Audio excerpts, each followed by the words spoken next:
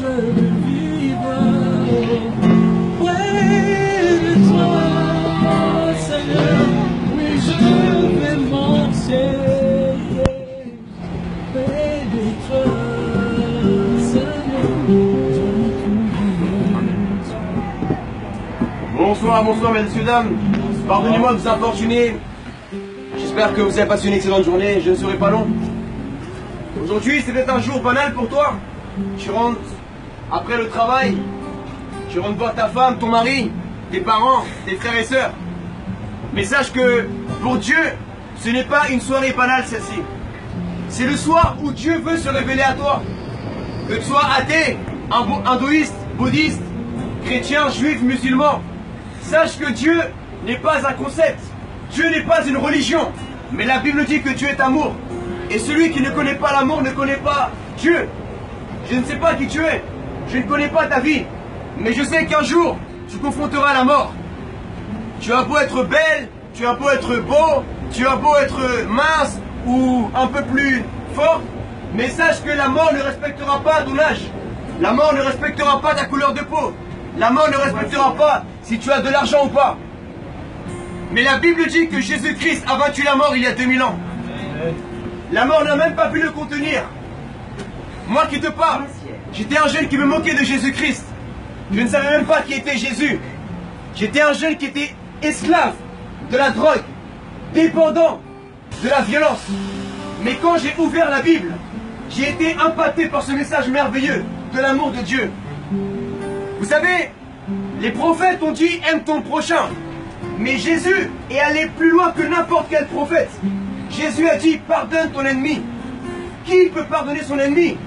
Qui peut pardonner l'homme qui l'a trompé avec sa femme?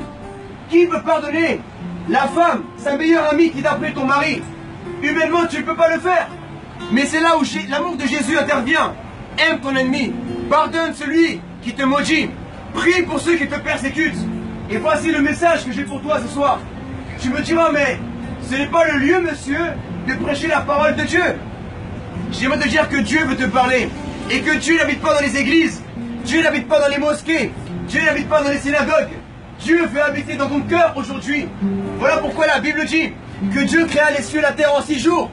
Mais on ne dit pas que Dieu s'est reposé au 6e jour. On dit que Dieu s'est reposé au 7e jour, après avoir créé l'homme.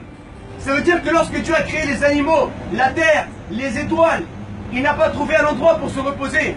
Mais lorsqu'il a créé l'être humain, il s'est reposé dans le cœur de Adam. Et aujourd'hui, Dieu aimerait se reposer dans ton cœur, mon frère. Tu as ouvert ton cœur à ta copine, tu as ouvert ton cœur à ton copain, mais es-tu prêt ce soir à ouvrir ton cœur à Jésus-Christ? Jésus, c'est pour les Arabes. Jésus, c'est pour les Noirs, les Chinois, tous les peuples de la terre, mesdames et messieurs. Je vous prêche ce soir, non pas une religion, mais je vous parle du Dieu d'Israël. Je ne suis pas juif, je suis colombien. Mais je vous dis en vérité, le véritable Dieu est le Dieu d'Israël. Nous étions païens autrefois. Nous, les Latinos, les Arabes, les Noirs, les Blancs. Il y avait les druides en France, les Celtes. Certains adoraient la lune dans notre peuple, adoraient le soleil, la terre, les animaux. Mais Dieu s'est tourné vers nous à travers Jésus-Christ, son Messie. En hébreu, Jésus veut dire Yahshua. Le nom de Dieu en hébreu, c'est Yahweh. Et Yahshua veut dire le salut étant Yahweh, le Dieu d'Israël. Vous avez entendu parler des élections de Donald Trump. Qu'il soit bon ou mauvais, laissez-moi vous dire que Trump veut dire trompette. Et la Bible parle dans Apocalypse des trompettes, des signes de la fin des temps. Les apôtres ont demandé à Jésus, parle-nous un peu de ton retour. Jésus a dit, il ne restera pas une pierre sur une autre pierre.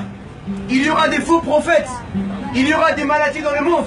Il y aura des guerres, des tremblements de terre. Mais n'ayez crainte, toutes ces choses-là doivent arriver. Amen. Alors ce soir, repens-toi de ton péché.